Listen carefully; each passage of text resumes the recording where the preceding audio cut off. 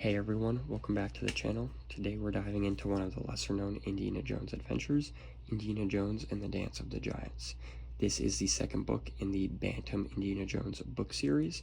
I'm definitely going to do all 12, so stay tuned and sit back, relax, and let's get into the story. Indiana Jones is standing in the middle of the Stonehenge, but this isn't the Stonehenge he knows. The massive stones rise around him like the walls of some enormous temple, and everywhere he looks are people dressed in black robes, their faces hidden beneath cowls. They're chanting over and over, "Jones, we know you're coming," over and over. Indy tries to run. His feet won't move. The chanting gets louder. The crowd starts rushing towards him, and just as they're about to reach him, Indy wakes up. He's on a train. The chanting is actually the sound of the wheels rolling over the tracks, and someone is pounding on his compartment door. It's the conductor, and he's carrying a package. The package is addressed to Indiana Jones. Inside is a typewritten card reading, "Have an enjoyable trip and good luck on your new job." Who's the sender? It's Indy's father, Henry Jones Sr. That immediately makes Indy suspicious because his father hasn't spoken to him in more than 2 years. Then Indy realizes, and he smiles. It's his old college roommate, Jack Shannon. Jack Shannon knows all about Indy's strained relationship with his father, and this is exactly the kind of twisted joke he'd pull. So Indy opens the box, and there's French chocolates, which is great. He reaches in to grab one, and something black and hairy starts crawling across his fingers. The chocolates are surrounded by walnut-sized spiders. Indy throws the box into the air, and spiders and chocolates go everywhere. And these aren't any harmless house spiders, they're black widows. Indy eventually gets himself up and moved to another compartment, but before he leaves, he checks the package for a clue. The wrapper on it has a number, 12. The conductor explains that the number identifies the telegraph office that handed him the package, and Indy asks where number 12 is from, and the conductor smiles, telling him it's from London, which is kind of convenient because London is exactly where Indy is starting his next job. He's just earned his PhD and he's landed his position at the University of London, and whoever sent those spiders has apparently decided to welcome Professor Jones to England. 6 weeks later, Indiana Jones has settled into university life. Well, mostly. You see, he's teaching an introductory archaeology course focusing on Britain's ancient monuments, even though British archaeology is still relatively a new territory for him. In fact, some days he's barely a week ahead of his students. One student in particular that isn't making this easy is Deirdre Campbell. She's 20, Scottish, brilliant, and apparently determined to answer every single question Indy asks before anyone else even gets the chance. You see, she's also the daughter of Dr. Jonah Campbell, the head of the department and Indy's boss. So Indy has 2 reasons to be careful around her. Firstly, it's professional, and secondly, he kind of finds her extremely attractive. And there's a third problem here too. Someone has been following him. A tall, dark-haired man with narrow eyes. Indy has seen him around campus for several mornings, and he has a feeling the man isn't simply another student walking the same route as him. Now, during one of the lectures, Indy decides to discuss mythology, and he tells his students that archaeologists shouldn't simply dismiss myths as nonsense. You see, myths can contain distorted memories of real events, nuggets of truth, clues. And he uses the ancient story of the Hyperboreans as an example. According to Greek tradition, the Hyperboreans lived somewhere beyond the North Wind. Their island was associated with Apollo, and Apollo supposedly returned there every 19 years. Deirdre knows the story very well because she's already investigating a related mystery. And when Indy finally gets her to stay after class, she tells him what she's researching: Merlin. Not the Merlin of fairy tales. She believes Merlin was a real historical person, and she thinks she's found evidence proving it.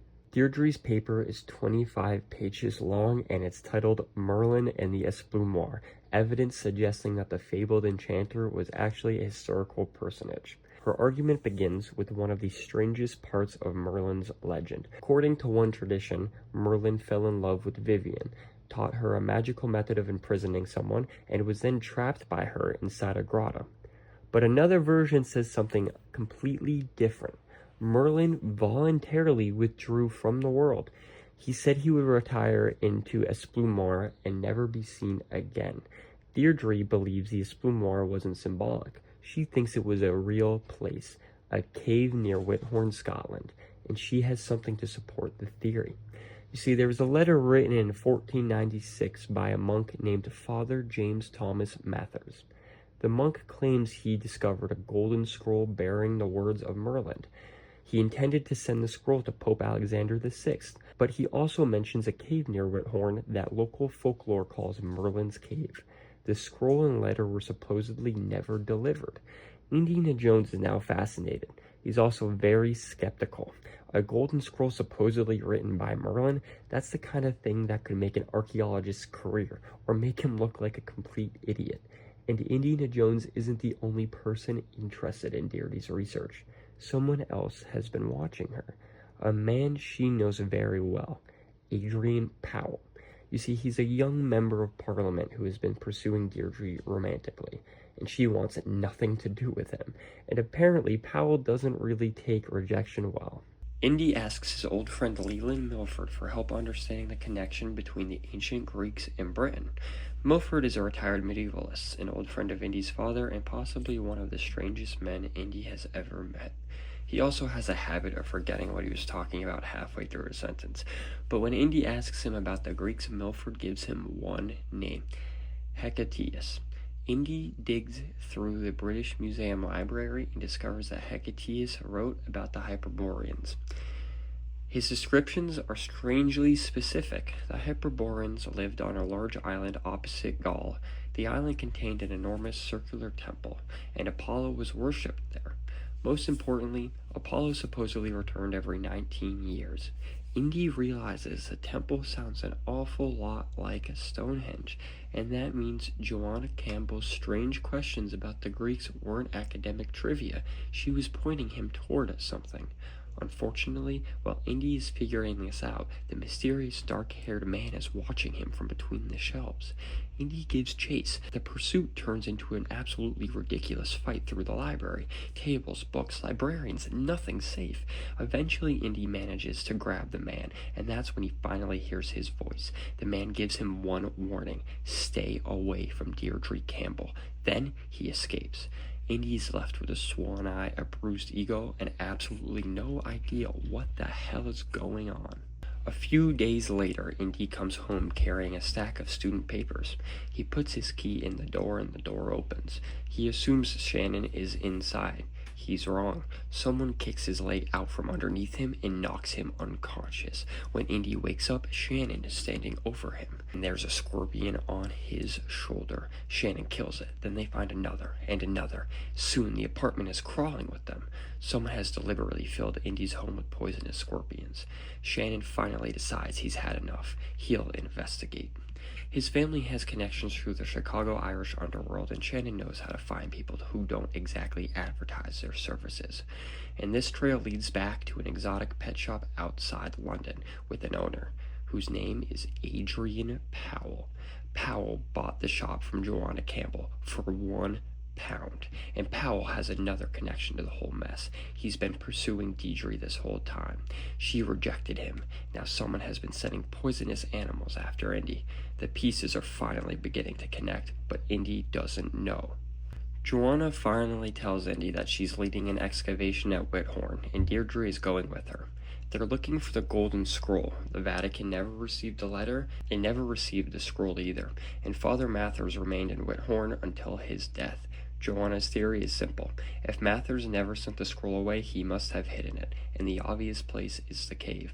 Indy agrees to join the excavation, but before leaving, Joanna gives him one final warning: keep things professional with Deirdre.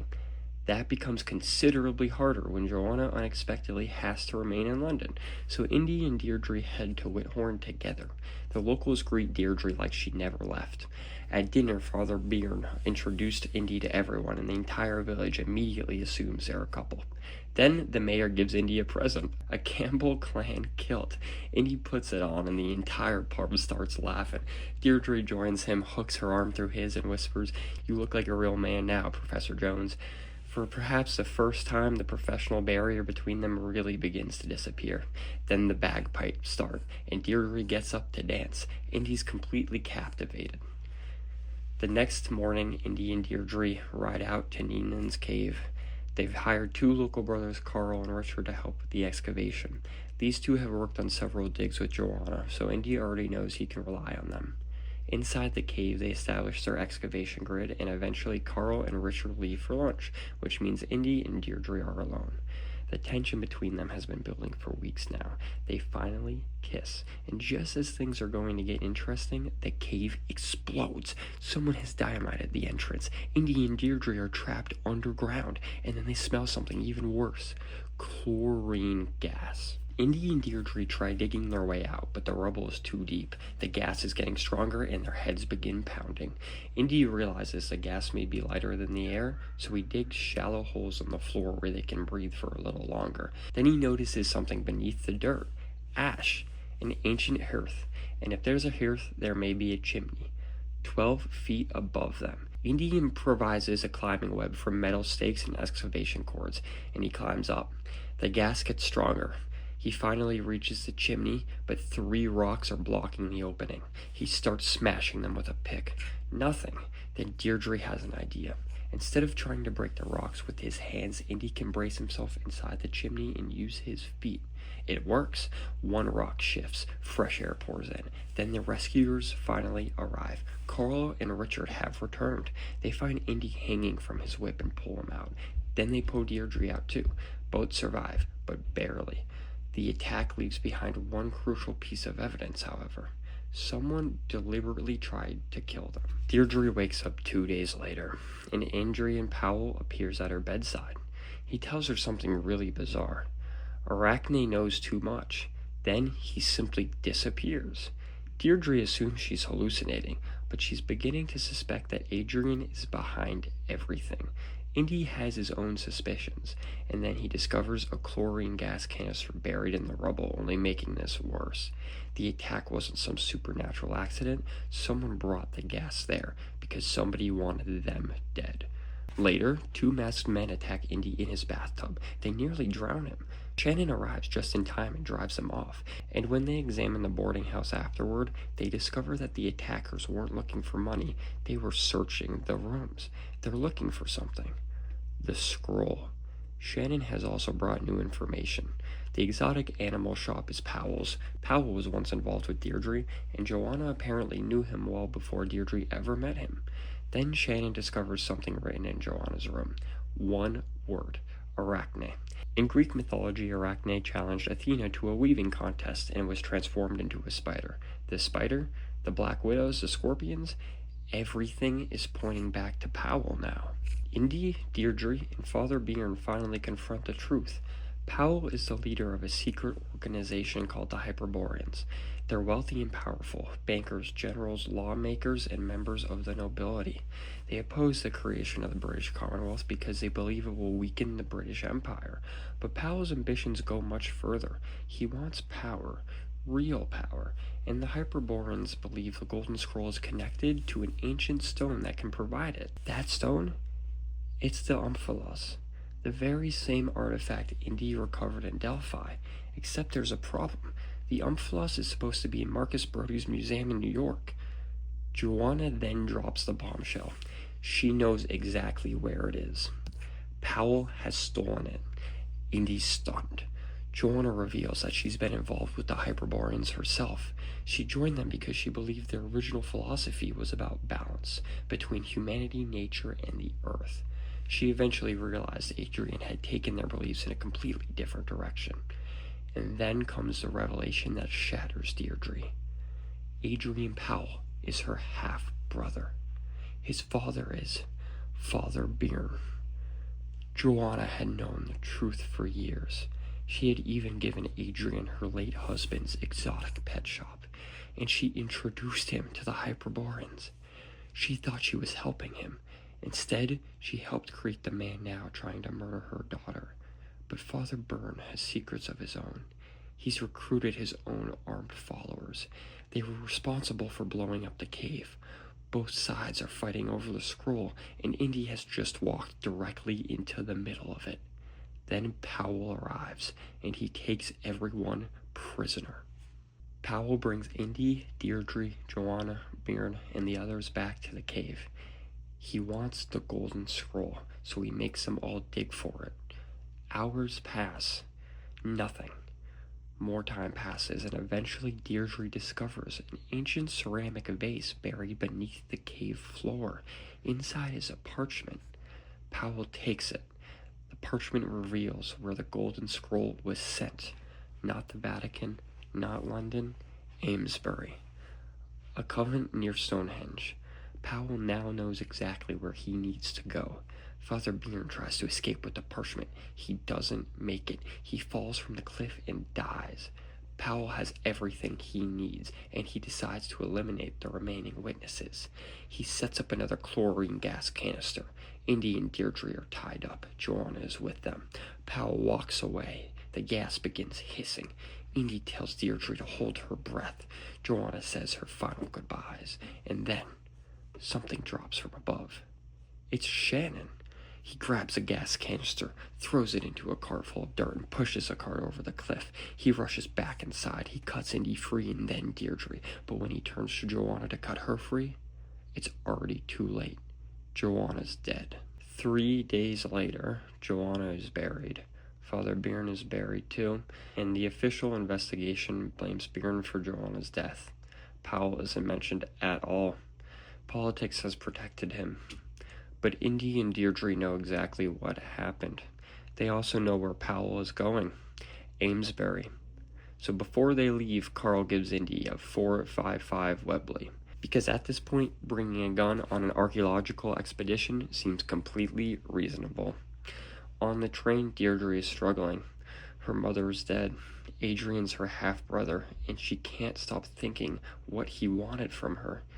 Indy finally tells her the truth that's been building this whole time. Indy loves her. Deirdre admits that she loves him too.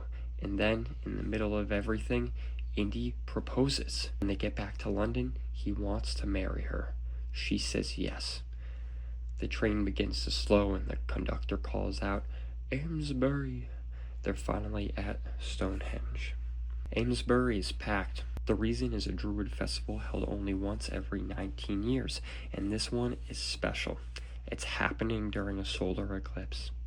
Indy immediately understands why Powell has chosen this moment. If the Omphalos and the Golden Scroll really are connected to Stonehenge, this is the moment Powell has been waiting for. Indy and Deirdre find a young carriage driver named Randy. Randy's only about 12, but he's been driving carriages around Amesbury for years and knows the area like the back of his hand. He takes them towards Stonehenge, and when they arrive, they see hundreds of Druids gathering around the monument. Indy and Deirdre need to get inside, so Indy improvises. He tells the guards they're members of the Order of Bards and Ovats. When that doesn't work, he starts talking about schisms within the Druid orders and throws in some Latin for good measure. That works. They steal robes and join the procession. Suddenly, Indiana Jones is standing in the middle of a Druid ceremony at Stonehenge. This chant rises around him. Axis mundi est chorea gigantium. The center of the world is the dance of the giants. The eclipse begins. The light changes. The crows take flight. And then the leaders of the different Druid orders gather on the slaughter stone, and one of them steps forward. Adrian Powell. Powell tells the assembled Druids that Merlin built Stonehenge, that it was an observatory, that it was a gateway for the gods, and that Apollo returns every 19 years. He then tells them the story of the ancient Celts who marched on Delphi to recover the Omphalos. According to Powell, the expedition was defeated by a miraculous snowstorm, the White Virgins of the prophecy. The Omphalos was lost until 2 years ago, until Indiana Jones found it at Delphi. Powell holds up the stolen relic. He claims it has finally returned to its rightful home, Stonehenge. And by dawn, he says Merlin will speak from the past. The powers of Neophilis will return. Indy is furious, but he can't attack Powell in front of hundreds of druids. That's a losing battle. And there's another problem. Powell doesn't have the golden scroll. He has the Omphalos, but the scroll is still missing. So Indy and Deirdre leave the ceremony to find Shandon. They find Randy again, and he tells them Shandon is at the old coven. Randy leads Indy and Deirdre to the coven. It's a trap. They're locked inside, and Shannon is already there. So are Narrow Eyes and another thug called Ears. The caretaker of the coven is a man named Williams. He's working for Powell. Powell has convinced the authorities that he's inspecting the coven for a possible restoration project by Parliament. In reality, his men are tearing the building apart looking for the scroll. Indy, Deirdre, and Shannon eventually discover a hidden room. There's no doors, only a fake fireplace. Indy notices something strange, however. There's no soot. The fireplace is a fake. Behind it is an old iron ladder. They climb, and inside the hidden passages above the coven, they find it. The golden scroll. It's real. Deirdre is ecstatic. Indy can read it because his father taught him Old English, and what he reads next changes everything. The scroll is written in the first person, and it claims to be Merlin's own account. Merlin says that as a young man he studied necromancy. Then, while traveling through distant mountains, he encountered a fairy black stone that had fallen from the sky. When he touched it, he heard of the gods. They told him to build a great circular temple, a temple that would serve as a doorway between their world and ours. Merlin built it, and when he saw the gods dancing around it, he called it the place, the dance of the giants.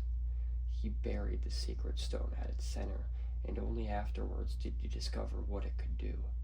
The stone made him immortal. It allowed him to move through time. He traveled to Greece.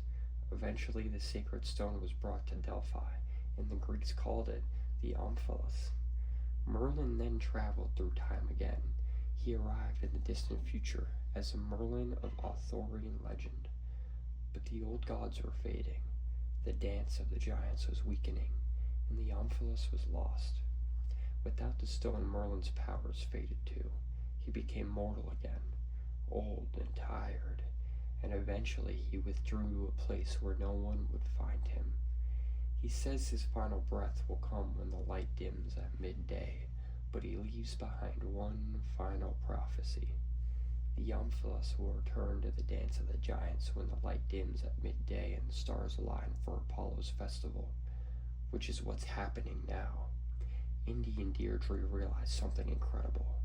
The Omphalos, Delphi, Merlin, Apollo, and Stonehenge are all part of the same story, and the Golden Scroll has just explained why. They don't get much time to celebrate. Powell's men discover them. Indy, Deirdre, and Shannon escape through the hidden passages, and then they discover the passages aren't abandoned. They're crawling with fire ants. The ants swarm over them. Shannon is bitten, Deirdre is bitten, Indy is bitten, and suddenly escaping Powell isn't their only problem. They find another opening. Indy pushes through the floor, and it collapses. He falls into a room below, and waiting there for him is Adrian Powell. The golden scroll drops to the floor. Powell has found them. Deirdre is captured, Indy and Shannon are tied up, and Powell finally explains his grand plan. He's going to bury the Omphalos at the center of Stonehenge. Then he'll sacrifice Deirdre. Her blood will consecrate the ground. An oak tree will be planted over the site, and Parliament has already declared the location off limits to excavation. Powell believes the prophecy will be fulfilled. He believes Merlin and Apollo will merge, and he will become their living representation. Indy and Shannon are imprisoned. William guards them, and then Randy shows up. He tells his father the truth. William isn't a member of Powell's organization. He's just a carpenter they paid off. Powell paid him to build a wicker cage and forced him to perform other jobs. Randy has been forced to watch the train station for suspicious arrivals as well, and he's scared, but he wants to help. And then, another familiar face walks into the room. Leland Milford. Milford has finally remembered why Marcus Brody sent him to England in the first place. Marcus knew the Omphalos might be stolen, so he had the museum display a duplicate. Powell has been carrying a fake Omphalos the entire time. The real one has been sitting inside Milford's locked case. Marcus sent it to Indy. Milford simply forgot he had it, which honestly is probably the most Leland Milford thing possible. Now, Indy has the real Omphalos, and Deirdre is still at Stonehenge. So Indy, Shannon, Randy, and Williams head for the ruins and team up. Deirdre is trapped in a wicker cage near the Slaughter Stone. Powell has the golden scroll, hundreds of druids surround them, and Powell is hypnotizing the crowd. Deirdre looks out, and briefly she sees the people around her as animals. Deers, lambs, the entire ceremony has become a mass hallucination. Indy and Shannon infiltrate the gathering. Williams comes with them. They disguise themselves as druids. Indy finally finds Deirdre, and they free her. The crowd suddenly turns on them. The druids swarm Indy, Deirdre, Shannon, and Williams. They're all captured and thrown back into the wicker cage. Powell approaches them wearing almost nothing but a loincloth and a wreath of leaves, playing a harp like some deranged pagan god. He tells Indy that the crowd doesn't see them as people. They see them as lambs, and Powell intends to sacrifice them. But Indy has one last card. Randy sneaks close enough to give them a knife. Indy cuts the cage open and they escape, and now Indy finally gets to use the weapon he's been carrying through this entire adventure, his whip. He swings it over his head and charges through the crowd. Druids go flying. Shannon jokes that they're probably the meanest lambs anyone has ever met, and they make it to the carriage. Randy takes the reins, and for a few seconds, it looks like they've escaped. Then, the horses suddenly change direction. They're heading straight back towards Stonehenge. Powell is controlling them. The carriage crashes. Indy wakes up, and Powell is standing over him. Powell brings everyone back to the center of Stonehenge. The fake Omphalos is buried. An oak tree is planted over it, and Deirdre is placed near the slaughter stone. A ceremonial knife is handed to Powell. The druids begin chanting, Access mundi est coria gigantium. Powell raises the knife above his head. He's about to kill Deirdre, and Indy reaches into his jacket. Powell, you don't have the Omphalos. Powell turns. Indy pulls out the real stone. It's right here. Yours is fake. The crowd begins to react. For the first time, they seem to actually see Indy for something that's not a lamb. Powell lowers the knife, and Indy presses the Omphalos against his chest. Everything changes. He sees an eagle, the same eagle he saw at Delphi. The eagle circles above Stonehenge. The stones begin glowing. The ruined monument becomes whole. The missing structures begin to appear. The ancient Stonehenge of legend stands before him. Besides Indy is a tall man in a gray cloak. An owl sits on his shoulder. He has a long white beard. And Indy asks, "Who are you?" The man answers, "Merlin." But Merlin isn't exactly what Indy expected. He tells Indy that Stonehenge is a giant reservoir of power. The ancient gods charged the stones. They're essentially enormous batteries. Indy asks whether that power can be used for evil. Merlin gives him a strange answer. The energy isn't good or evil. It simply is. Then Indy asks the question that matters.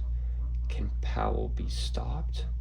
Merlin tells him, by giving to him what he wants. And suddenly, Indy understands. The vision ends. Powell grabs the Omphalos. He holds it against himself, and immediately something goes wrong. Powell sees the landscape of his own mind, his ambitions, his greed, his obsession, his complete lack of concern for anyone except himself. he doesn't become a god. Instead, the Omphalos shows him exactly what he is. Powell turns on Narrow Eyes and he stabs him. Narrow Eyes collapses. Indy grabs the Omphalos, but Narrow Eyes isn't dead yet. He gets back up. Powell doesn't see him. The two men begin to struggle as Narrow Eyes grabs Powell. They stagger backwards like two dancers, and together they fall into the bonfire. For a moment, it's all over. Then, Powell emerges from the flames. He's still alive, and he's still holding the Omphalos, and he takes one last step towards Indy, and then he collapses back into the fire. Adrian Powell is dead. The next morning, the survivors recover what's left. The Omphalos survived, and the golden scroll didn't. The writing has been destroyed, leaving only a charred piece of gold. Deirdre has been through too much. Her mother is dead, her half-brother is dead. She survived an assassination attempt, a cave-in, a gas attack, and a supernatural druid ceremony at Stonehenge. She needs time. She needs sleep. And although she and Indy still love each other, they're no longer quite the same people who boarded the train for Amesbury. Indy understands that, and so they prepare to leave. But Indy isn't quite ready to leave Stonehenge alone, because he's still an archaeologist. He walks down the enormous stone and examines the monument, and then he notices something. A carving of a dagger pointing downwards. The design resembles ancient Aegean daggers. Deirdre thinks it looks like an arrow, and then Indy remembers a story. Apollo's arrow. According to legend, Apollo gave a magical arrow to the magician Aberus, who supposedly traveled across the earth upon it. Shannon asks the obvious question: why would Apollo have stopped here? Indy looks across Salisbury Plain.